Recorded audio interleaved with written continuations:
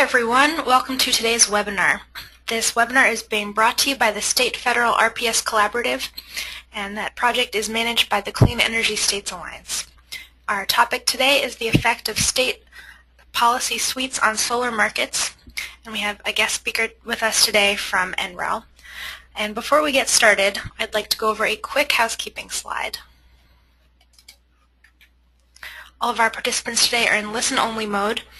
You have two ways to connect in to the audio portion of our webinar. You can use your telephone or your computer, mic, and speakers. And you'll find all of that information and some instructions on your webinar console on the side of your screen. And very importantly, we're encouraging all of our webinar participants today to please submit your questions throughout the webinar as you think of them by typing them into the question box in your webinar console and hit send.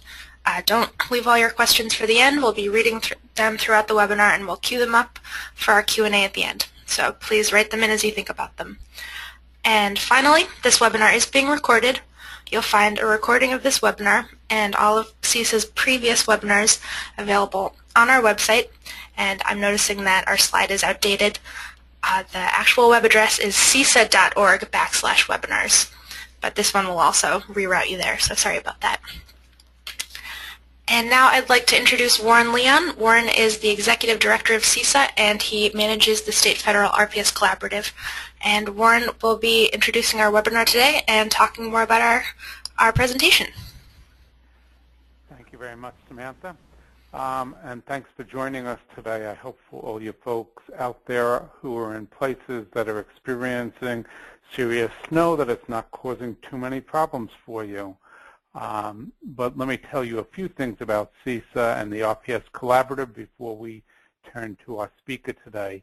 CESA, the Clean Energy States Alliance, is a national nonprofit organization that works to implement smart clean energy policies and programs. And at the core of our organization is a national network of public agencies that individually and collectively work to advance clean energy. And if we could see the next slide. One of the programs we coordinate is the State Federal RPS Collaborative, which is an initiative funded by the Energy Foundation and the U.S. Department of Energy. The collaborative includes basically anybody who wants to sign up to participate. It includes state RPS administrators, federal agency representatives, other stakeholders, and we advance dialogue and learning about RPS programs through holding regular webinars. We have a free monthly newsletter that says what's going on in the wonderful world of RPS. We have an annual summit meeting. We have other papers and programs. If you want to get on the list to receive information about all these things, just go to our website, CESA.org, and sign up for the RPS Collaborative. So if we can now go to the next slide, and we could switch to the topic of today's session. And the National Renewable Energy Lab, they do a lot of excellent research on a wide range of clean energy technologies, but they've been especially active in recent years on solar, and they've been cooperating closely with the Sunshot Initiative of the Department of Energy to conduct a wide range of research linked to better understanding the role of state policy, the role of policy generally in relationship to advancing solar. And one of the key people working on solar research at NREL has been Liz Doris, who's going to be speaking to us today. She's a senior project leader specializing in strategies for developing clean energy technologies in a variety of markets. She's the project manager for the NREL Office of Indian Energy Policy and Programs project team, and she's managed state and local policy and technical assistance project teams for NREL since 2006. Before she went to work at NREL, she managed state and local efforts at the American Council for an Energy Efficient Economy. And she's going to talk about a specific interesting and important recent report that NREL has produced, but put it in the context of some of the other work she's been involved in. And so let me turn it over to Liz Doris. Hi, thanks so much, Warren, and thanks to everybody who's on the phone. I really appreciate you taking the time. I'm sure, like many of you, I could talk about this all day. So I hope that you find this to be a good use of your time, and I hope that you know that you are welcome to contact me or Darlene, who contact information is at the end. We worked on this together. If you have further questions or ideas, of course. And I just want to also note that we really appreciate our partnerships with the Clean Energy States Alliance, and I'm just really honored and thankful to be here today. So on that note, let me just speak quickly about NREL. Did I get that? There we go. Oh, what did I do? I'm going to apple.com. I need a new iPhone. Go ahead, Liz. Let me do this. That's okay. I don't need a new iPhone. I do need a new screen protector. I have 3 children under 5. So I'm with the National Renewable Energy, as Warren said, and if you're not familiar with us, we are the only national laboratory dedicated solely to energy efficiency and renewable energy in the sort of network of 17 DOE national labs across the United States. We do work closely with many of our sister labs, but we're the only one on EE and RE explicitly. So we've been open for 35 years. Those are some pictures of our gorgeous campus, and I encourage you, if you are in town in Denver or Golden or the area, the skiing is great right now, and we would love it if you would drop by. Just give us a call, and we'll give you a tour. There are 1,700 of us right now. About 2,500 if you include our student and contractor population, so it's a pretty big place, especially compared to 2005. When I started, it was 800. And we are owned by the Department of Energy, but operated by the Alliance for Sustainable Energy.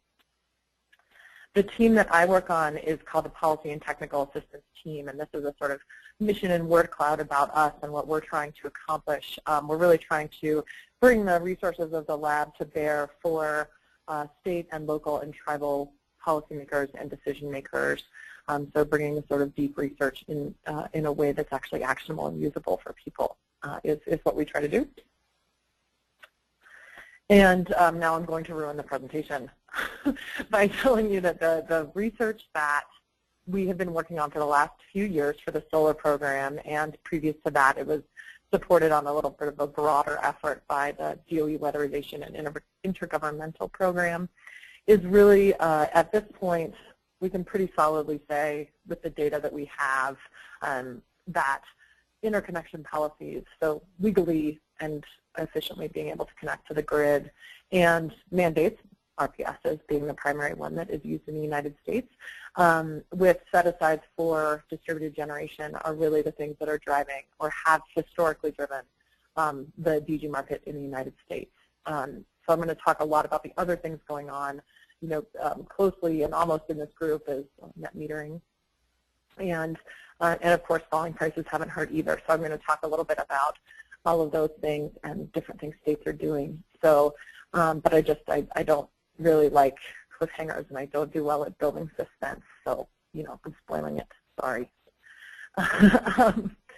So we started this work, or this sort of generation of the work, which started in about 2010, because we knew incentives were getting a lot of attention. There's a lot of really phenomenal work out there if you like to read about incentives and how incentives affect the market for solar, for distributed generation specifically. And that's great, but in 2009, the states weren't in a great position, the states that we were working with at least, weren't in an awesome position to invest a lot of money in solar, because at the time, if you'll recall, it was still pretty expensive. And so they weren't able to make those investments, and we started to think, well, what can we say to states that would be helpful in the development of policies if they don't have a lot of money to invest in incentives? And so we started to look at incentives, and the question that we asked ourselves, so are incentives the thing? And it was not a popular question in 2009. It's sort of marginally more popular now. But what we did was we looked at the incentive value, which is just could be more complicated, so I will just give the simple overview, and if you're a super nerd, then email me and I can give you more details. Or you can read the paper, or both. And so basically along the x-axis here, we have the incentive value, which is a probable incentive that you would receive in any region, broken into the roughly 250 unique incentive regions in the United States, which are, utility service areas if a utility has its own incentive. But there are about 250 to 300 ways you can get incentives in this country in different geographic areas. And so we mapped those out, and then we mapped those against installed capacity.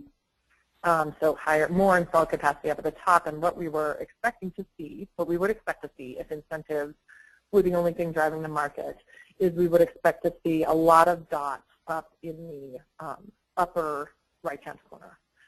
And what we see is that they are all over the place.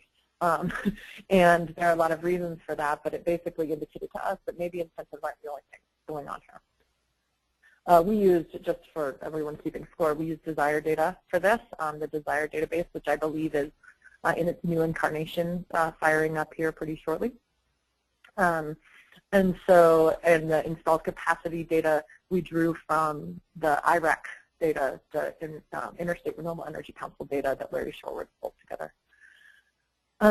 So the other thing that we knew was that there are just a ton of case studies on what works, and that is so helpful and really useful for states. But what we wanted to do was be additive to that and sort of say, is there some sort of quantifiable way that we could look at non-incentive policies and other market drivers to kind of get to what is most effective for states. And so that's what we've spent the last few years working on. And what we've come up with here is, these are sunshot colors, as some of you may know. So what we've come up with here is a sort of staged process for the development of policies that we try to sort of fall back on with our technical assistance. And it's a living document. It changes over time as the market changes and as people come up with really great and innovative and exciting policy and program strategies. But basically the idea here is that you start by overcoming sort of legacy barriers. If it's illegal to connect to the grid, then maybe you start there. And then you sort of step up to market creation, which we really talk about as solving some investor uncertainty, challenges, coming up with ways for state and local governments to really illustrate to investors and to industry that they are there to stay. They're there for the long haul. And then thirdly, we talk about really streamline siting and permitting and really expediting the process for mass market, because we're sort of going from baseline to market saturation in this progression. So this is sort of the rough progression that we've used to build, and we spent the first couple of years seeing if it worked. And then once we figured that out, we started to tinker around the edges with, well, why does it work? It might work 80% of the time, but what's going on with the other 20%? So this is sort of the framework on which we base things.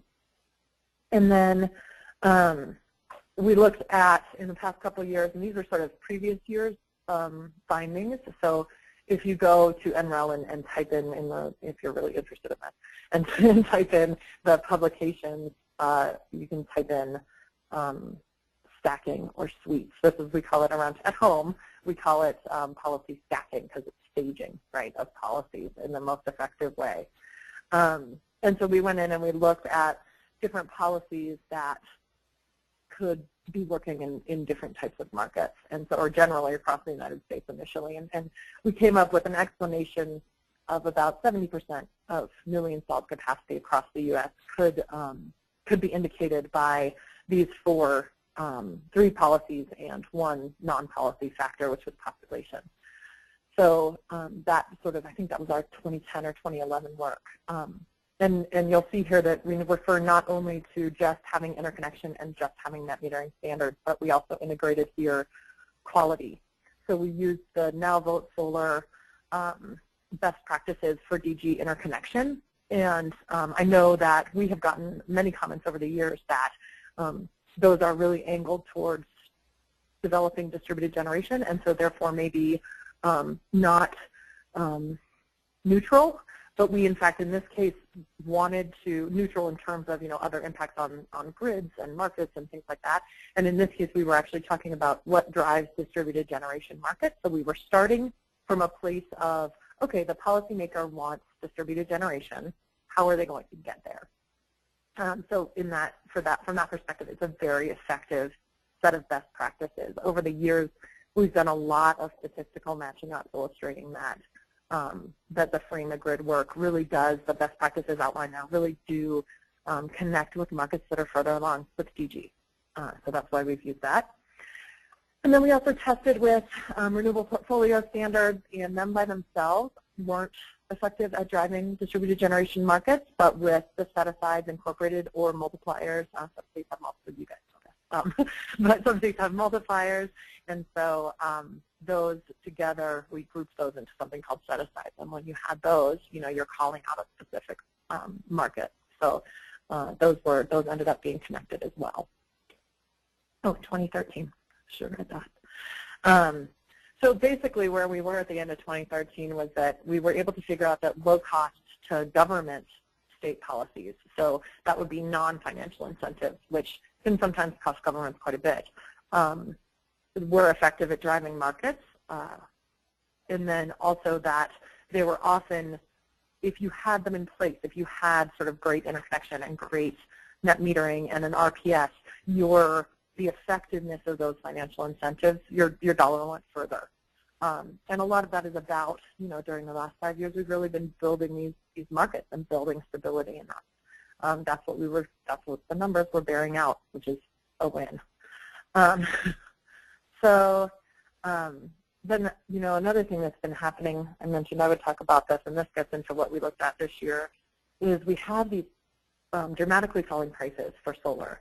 And so we looked at that and started to look at, is that resulting in a similar rate of increase in distributed generation across the states as prices decrease? And the answer to that question is no. A lot of states, which is interesting to us, right, because it indicates that the states that are doing different things are having different impacts on the market, and so therefore we can get in there and see, oh, what are those different things and where are they working, which is what I'll talk about next. But we are seeing increases in the number of states that are adding a lot of DG, but there's still many states that are not adding as much DG despite prices, despite the falling prices. So what we started to look at here in the next few slides do this, and there's a fancy video online that NREL made, which is pretty fun to watch. But we looked at the average age. The dots on this slide are the states, and we looked at those that had net metering and interconnection and either set-aside or third-party financing, and there's a third-party opportunity for financing, I should say. And so those guys are the orange guys there, if you can see them. And then we have the purple set of guys. They'll spread out in a minute. The purple set of guys that just had net metering or interconnection. And then we have the little blue guys, which have they have no net metering or interconnection policies. Best practice. They might have them, but they don't have the best practice versions from creating the grid. And so what we wanted to see here was the impact of time on policy implementation, because we know that you can't have, you don't put in an RPS and the next week you have a ton of solar, although, you could. But we weren't seeing that. And so what we did was we went backwards in time and looked at data from 2008. This is 2008. And then we wanted to see how things popped off the line. So then in 2009, we looked at we started to get some states that had net metering, interconnection, and both a solar set-aside in their RPS and third-party opportunity. And those are the red guys up the top that you can see. I don't know if you can see my cursor. Oh, yeah, there it is. And you can see that some states that have had longer-standing policies are starting to move off that line, the y-axis there, which is how long they've had this suite of policies. And you can see, whoops, yep, okay, sideways arrow also works. Oh, sorry, we skipped 2010. It's all right. It wasn't that big a year. So if we go to 2011, you can see now we have a number of states jumping off the line. But one of the things that's really interesting is we have a lot of states, and some states, if you look up here, that have a mix of the policies that we were expecting, and they've had them for a while, and they're not jumping off the line at all. So they are not increasing their installed capacity. And I think 2012 is our last year here. I don't think we have 13. But so basically what you're seeing is that the states, the red states, interesting color choice, the red states, really got given this presentation several times, are sort of the most jumping off the line, some of them very much more than others. And then the orange states, and you'll see that the states down here, as we expected because of the quantitative work we had done, the blue states and the purple states down here hadn't really jumped off the line as much. And so if you look at it over time, this is what it kind of looks like. And then what we worked on this year is those three states I pointed out earlier. Those happen to be Michigan, Illinois, and Rhode Island. And so we wanted to look at those and say, well, what gives? Like why are they jumping off the line? Is it solar resource? Are the costs remarkably high there? Do they just not have an ethic of sustainability, which is how we measure a kind of populace's interest in renewables, basically, which we use a CEEE scorecard for. And so we started to look at that a lot this year. And so one example of this, and there are 3 or 4 examples in the paper of these that are sort of called out in the same way as this one. And we wanted to know what the heck's going on with Illinois, because they have almost the same policy makeup as the state of California. And you can see, oops, oh, goodness, okay. You can see that California is way up on the installed capacity. I mean, you guys know what California is. And Illinois is not, and yet they have the same policy. And so if you start to look at some demographic factors, which is really what we did this year, their demographic and economic context are so different. You know, the costs are different, although not as much as I thought they would be when I first looked at this. It's not, the technical potential isn't quite where it is in California, as you can see. This is, we drew this from the geospatial analysis of tech potential that our colleague Anthony Lopez did, which is a really interesting document if you haven't seen it. We used the lifetime retail revenue potential, which is a mouthful and took us a long time to name, but is basically a cost per watt. If you sold back everything, how much would you get per watt? And so that's this. And so in California, that's much higher. And then we used, and I talked about this a second ago, the ethic of sustainability. We were trying to put in some measurement. It ended up being very rough, but some measurement that indicated that the populace might be interested in efficiency and renewables. And we used, if you scored well on the CEEE scorecard, which has been around a lot longer, then we thought you might have an ethic of sustainability. I think this year's winners were, again, Massachusetts and California, but I'm not sure. So we looked at that, and then you can, at the bottom graphic here, you can kind of see that Illinois, even though they have these policies, they're just not moving. And so our outcome here is sort of, you know, well, maybe Illinois shouldn't be looking like California in terms of its policy profile. The top 4 up at the top. Maybe they should look more like their demographic peers than their policy peers, and then they might start jumping off the line a little bit more. And so we looked at a demographic. We looked for a demographic peer of the state of Illinois, and one that's kind of close is Pennsylvania. So the beautiful state of Pennsylvania, where my aunt lives. And so Illinois doesn't have, if you look up here, Illinois doesn't have the same policy portfolio as Pennsylvania does. But they very much look like them in demographics, and Pennsylvania is jumping off the line, and Illinois is not. And so from our perspective, despite the fact that we recognize many things going on in Pennsylvania and in Illinois that make them more different, but according to these 4 criteria, which we know from last year's work, matter in terms of the effectiveness of policies, that it could be an alternative approach for Illinois, who is not having a great amount of success in the DG development compared to other states. I will say that I think Illinois is having a great deal of success in DG in its own way. And I think it is much harder. One of the things that we talk about a lot is that it is much harder to get off the y-axis, take the first step off the y-axis than it is to take the fifth step. Like states, it's just, once they get started, there's momentum and market momentum, and industry starts to see it, and they start to come in, and things start to change quickly. But it's that first step that's really hard. So I think Illinois is really doing well at that, but what we were looking at was the policy model. So really one of the things we wanted to do, and I hope that I would love to get feedback from you all on this, because one of the things we're really trying to do with these reports coming out of our group is make them really relevant for policymakers and staff. And so the document that I am referring to for this year's work, Darlene and I's work, is I think it's 25 pages with a rather healthy appendix. I mean, we're still NREL. We still do, 100-page appendices, but we really wanted to make it actionable and usable for policymakers, and hence our partnership with CESA and with others as we try to get this out in a way that makes sense for people and can be used by people.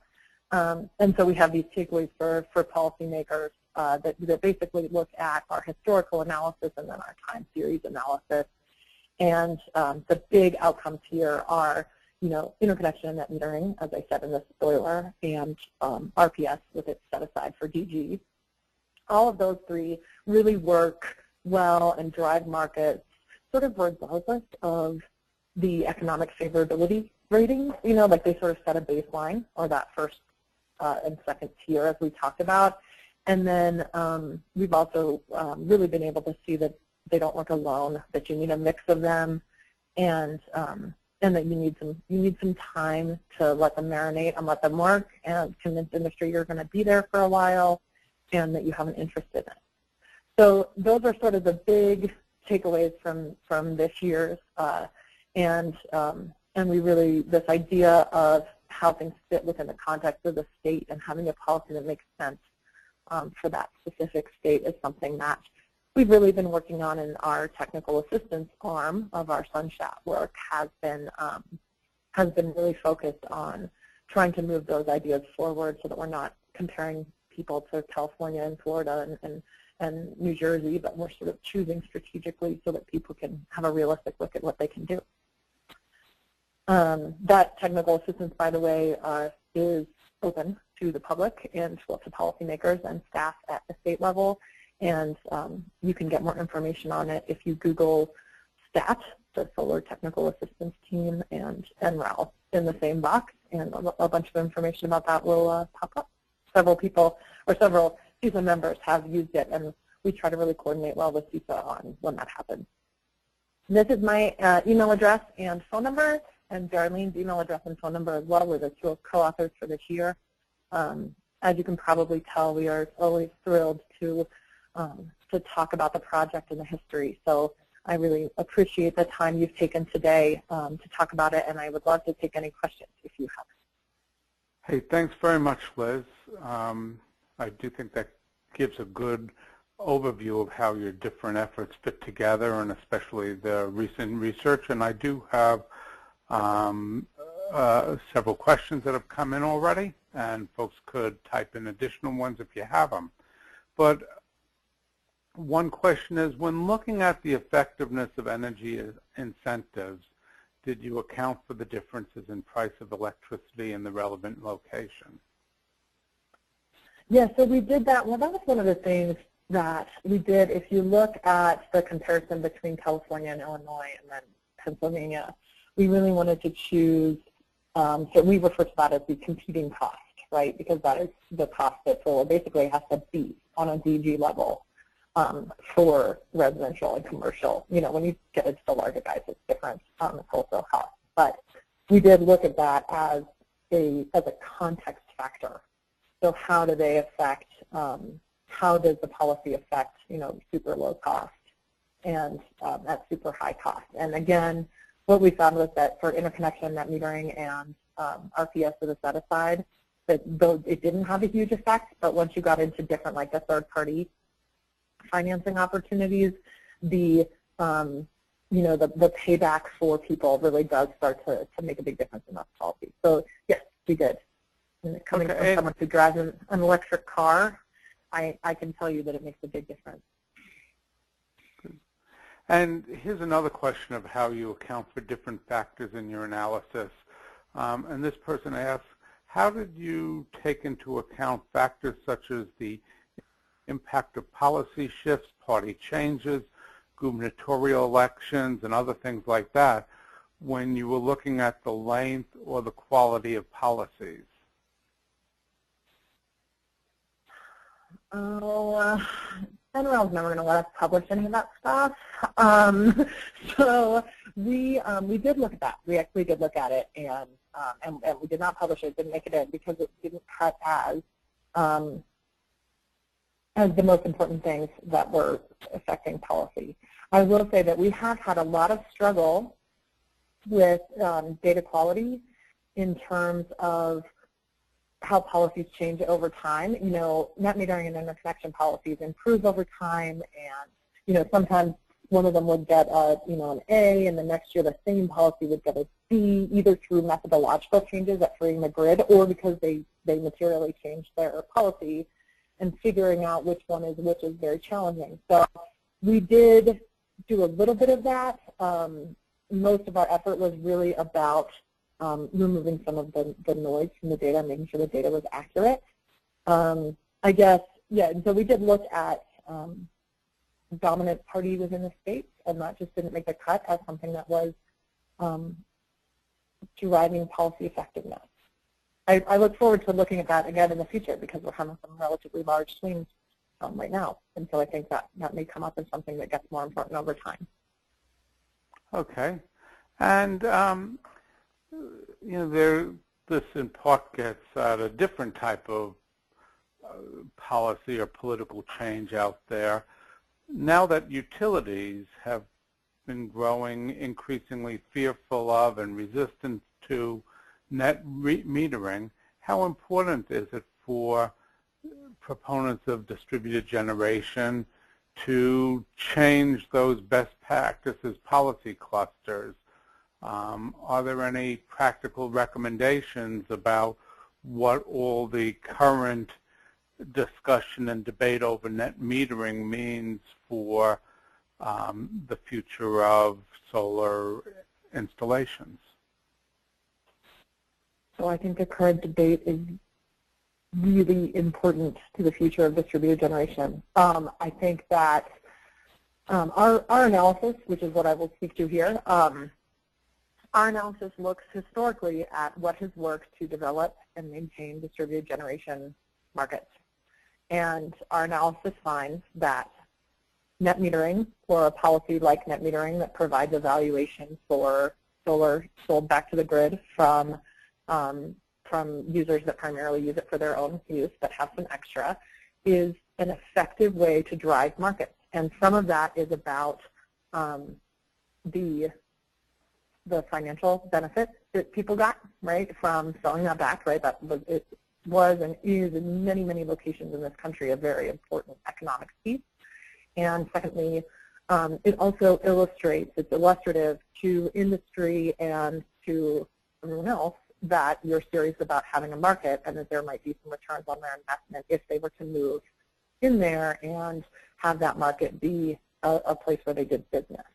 So I think that if you look at the history of it, and by history I mean 2009, we're not talking World War II, but if you look at the history of it, net energy metering has historically been one of the very few major drivers for developing distributed generation markets in the United States.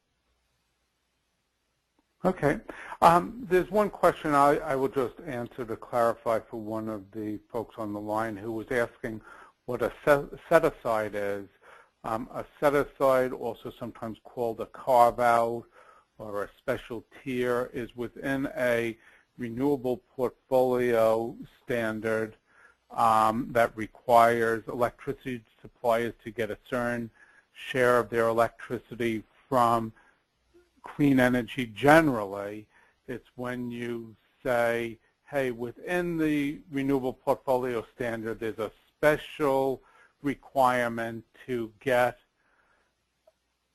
generation from a particular technology like solar or a particular type of technology like distributed generation. So it's a sub requirement within the broader renewable portfolio standard requirement. But now my question for you, Liz, is several people have basically asked this in different ways. They understood how Illinois was different from California in the analysis and how it was comparing to Pennsylvania. They understand that, but what they were not quite understanding is, what are you suggesting for Illinois if that state wants to achieve a stronger penetration of distributed generation? What exactly should they be doing in that state based on your analysis? So based on our analysis, we really think that they probably might, well, it sort of depends on what they want to do, and I will say that it is not okay for the federal government to offer advice to states. It's a violation of sovereignty of the state. And so I won't be offering recommendations to Illinois in this way, but what our analysis tends to indicate is that, and if you look at, what slide number is it, 20? I don't have control over that anymore, but the one that's called, is there a better model? Sam, if you can go, Sam, if you could go back to slide 20. They have had, Pennsylvania hasn't focused on third-party financing, and they have focused really on the set-aside APS, is what it's called, and I know it has its bright shining spots and also its worst, like all things, like all policies. But so they have really focused on that, and that's something that Illinois hasn't done. So if you look in the second, if you look at that second row there, with RPS, solar set-aside wage, Illinois doesn't have one, and Pennsylvania does. And so our suggestion might be something along the lines of, you know, if you're looking for a state that looks a lot like you, that's had a little bit more success, then, you know, you might want to look at the way they've done things. California notably does not have a set-aside. And so you can sort of see that might be that sort of recommendation. They have had, I mean, their interconnections really coming along, and their net metering is coming along, and but they just have had a different focus, right? And we find that third-party financing really works to drive markets when the economics for solar are better. So either you have a higher competing electricity cost, or you have a really amazing solar resource. So we found that for those states that have elected to make that legal, you have, and to sort of drive third-party financing opportunities, those really tend to work better in states that have either high competing costs or good solar as competition, good solar resource. And can you tease out any more insight about the importance or the lack of importance of third-party ownership? In particular, you know, does it make a difference when a state legislature declares that third-party ownership will not be regulated as a utility? You could focus on that particular topic, or if you could say anything more about third-party ownership. Sure, yeah. So third-party ownership, which is studied primarily at NREL by others, but Jason Kaufman and Carlin Corey come to mind specifically, and there are many others also. But we have a lot of historical work in the past few years on third-party ownership, and it really does. I mean, you can see it. It's not a mystery. I don't have a slide that shows it, but you can see in certain markets where the legislature or the regulators remove the uncertainty of whether or not those companies and people would be utilities, where that uncertainty is removed. Many times, I mean, that results in a huge uptick in the market, right? Like, it's no joke when industry moves into a state and goes hardcore. I mean, I live in Colorado, I see it all the time. And so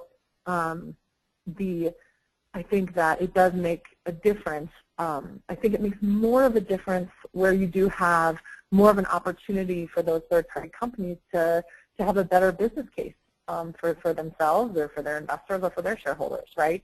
And that again is this high cost competing electricity. And I'm not talking about, you know, Hawaii levels of high cost even, just sort of higher than the average, you know, higher than 11 and or 12. And then or if you have a particularly good resource, right? So at that point with third party, from my perspective, and a lot of people have perspective, but the third party financing is really about drawing industry to come in and set up shop in the state, which can really have a big, I mean, you can see it. I think there's I can't remember who has that great graphic, but it sort of shows like when states authorized or not, and committed that a third-party company would not be a utility, and then what happened in those states in terms of market penetration.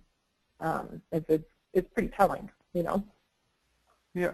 Well, in terms of thinking about this third-party ownership issue and future analysis, do you have any plans, or will it make sense to, as you go forward, to not just look at third-party ownership versus customer-owned solar, but to also factor in the role of utility-owned and operated DG?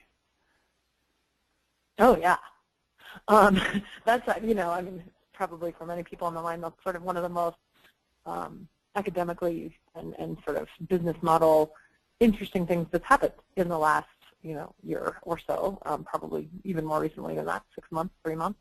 And so I think we will, you know, alternative business models for utility ownership and the impact on markets, I think is a huge upcoming and currently going on discussion. You know, we talk a lot about how do you maintain a stable market is really where we're coming at it from. So one that doesn't sort of run into boom and bust cycles, and one that is democratic, so it offers democratic choice for the consumer. Those are sort of some of the pillars that we look at for a market that makes sense. And I think that the utility business models in which they're getting into the DG market are really interesting dynamics for solar markets in a lot of states. So yeah, we'll be looking at that for sure.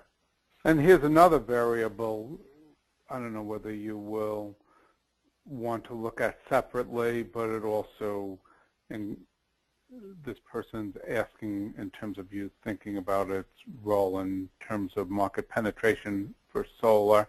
How much of a difference do you think the emergence of cost-effective electricity storage will make in both the market penetration of solar and also in terms of how states design their solar policy?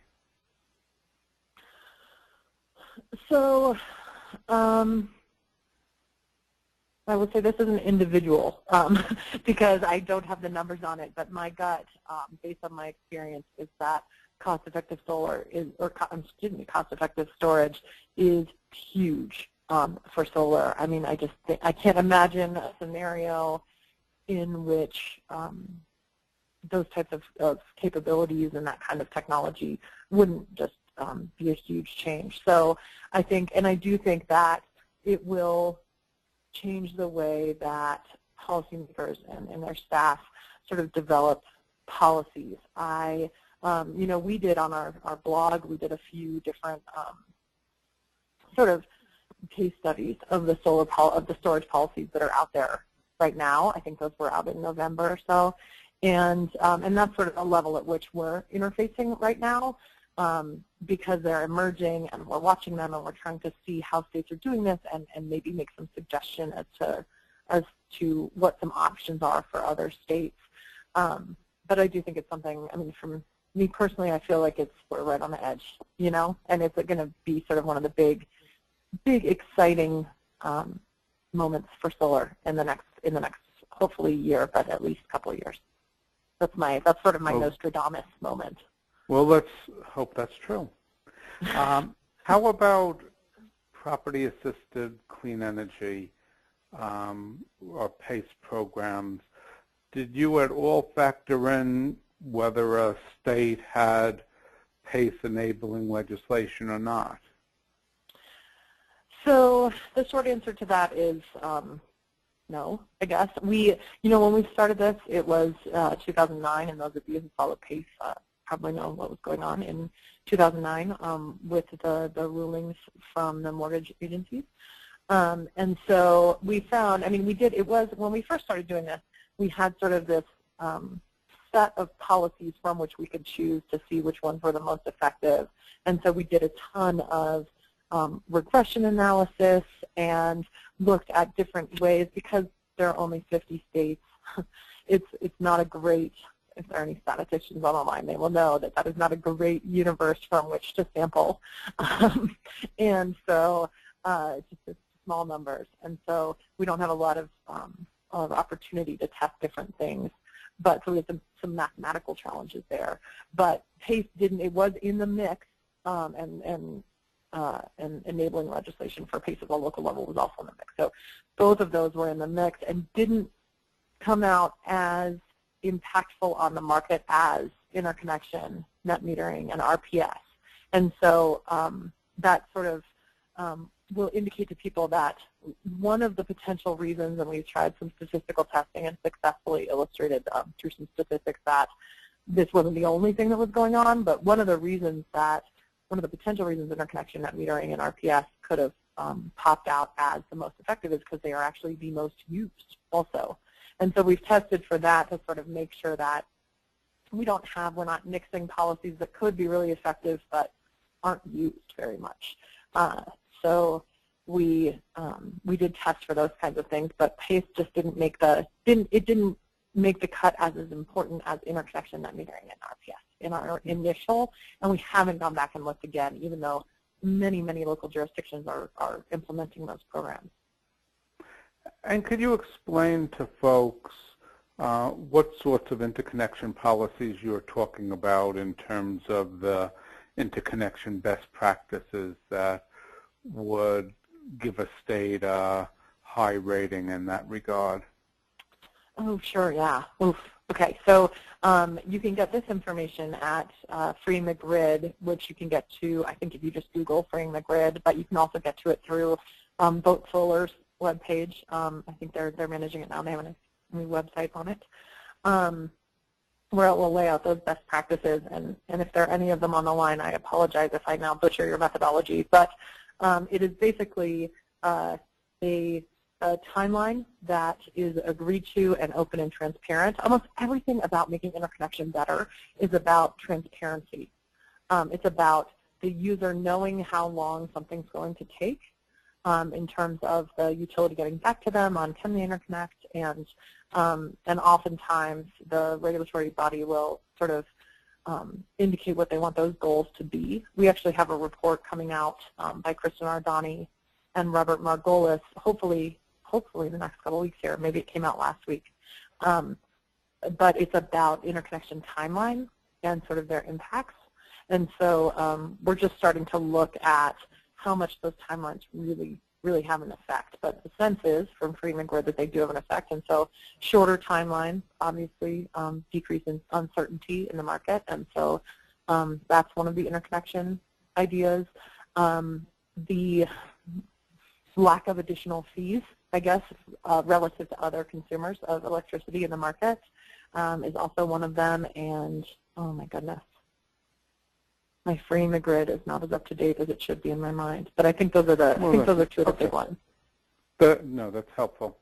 And did your study include the District of Columbia? In other words, did you have 51 dots on your graph or 50 dots? You know what? There are 51 dots. Thank you. Sorry. Yes, the district is included, and it's actually in the paper. Did it make the final cut of the paper? I think it did. I'll have to go back and look. But we had a sort of separate call out for the district because presumably some of you live there, and it is it is an interesting location for policy, and we're just sort of starting to see over the last few years there have been a lot of developments in the district, and it's small geographically related to other states, compared to other states, and so it's a really interesting place to look at how policies are affected, particularly for DG. So yeah, it is, and I think if the case study's not in there, I would be happy to email you a version of it that may have hit the cutting room floor. Great. And how about the issue of vertically integrated utilities versus states that have open retail competition? Did you look at that as a key variable, and did that make a difference at all in terms of growth of renewables? So we did not look at that as a variable, and we plan to. We did not. Okay, well, here's another question about structure of utilities and the role of states. Whether you think that some of the difference between Pennsylvania and Illinois, could it in part be a difference between the PJM ISO and that right. Regional interconnection area, and Illinois' role in MISO? MISO, yeah. Yeah, I mean, very possibly. I think that we didn't look at it mostly because the penetrations were not high enough to really get into that level. But it could be. We're not seeing it in other states. Like, I'm trying to think if there's another MISO that we would have compared Illinois to. And I can't think of one off the top of my head. But we aren't seeing that as a huge driver right now. I do think, sort of tangentially related, that we will be watching that for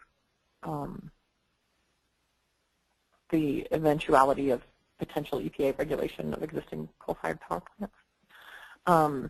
And so, I think then the sort of the role of solar and the opportunities for solar start to shift into a more regional focus, but we didn't look at it specifically for this. Okay. Well, I have two more last questions for you. The last one, just so you know, will be to just give you an opportunity to say anything you'd like to say that you haven't had a chance to say already. But before that, somebody was writing in about states that are looking at things like a minimum fixed fee for utility customers or minimum bills.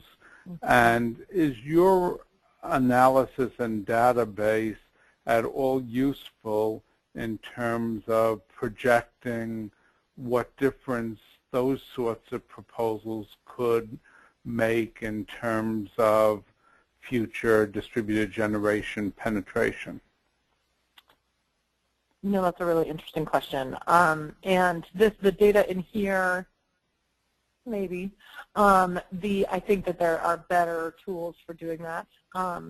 And I think it's a really interesting question, and it's one that one of the pathways that we are walking down right now with Sunshot is trying to determine if that type of question, I'm glad you asked, because trying to determine if that type of question is coming up a lot, and if people will be interested in the answer to it. So it's nice to hear it asked. We think it's one that if it's not going to start coming up in the next couple of weeks, it's going to start coming up a lot in the next couple of months. I think that there are a lot of great resources that talk about that coming out of the labs right now, and sort of, there is experimental, right? Like the utilities and regulators and industry, everybody is experimenting with different solutions, and that is one of them that is happening right now. I know that it is addressed in a really, really wonderful report by Lori Bird and Jenny Heater and a number of other people from 2013 called Regulatory Options for High Penetration, I think is what it's called. And you can find that on the NREL publications database, and they do talk a little bit about it. And I know, we're working the active work within, this sits within a portfolio at NREL of solar policy work.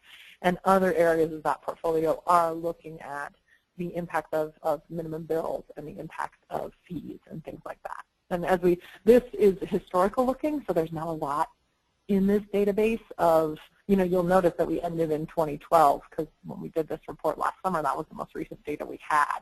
So, those things that are very rapidly emerging, we're actually addressing in different venues. Good. Well, you've covered a lot of ground here, but is there anything you wish you had had an opportunity to say or wish someone had asked you and you didn't get a chance to say to folks already? I don't think so. I really appreciate the opportunity, Lauren, and everyone on the phone, and Samantha also, to present this work. We really want to, we envision our role as supporting sort of credible decision making, and we really hope that that's useful for people, and we are trying to answer questions in a way that's sort of actionable. And so if you have suggestions or ideas or even just further questions about the mechanics of the report or the mechanics of the math behind it, I'd be happy to answer them. So give us a shout. Great. Well, thanks, Liz Doris. It was great that you shared with us what is a very interesting and important report, and I appreciate the enthusiasm and wide-ranging knowledge you brought to our webinar today. So thanks very much to all of you who are on the line listening, and we will have future webinars from the RPS Collaborative. Oh, one last thing for the person who asked where to get a copy of the report. We will include that link in the follow-up email that we send out to people. So thank you very much, and we'll be speaking to you in future months. Bye now. Thanks, Lauren.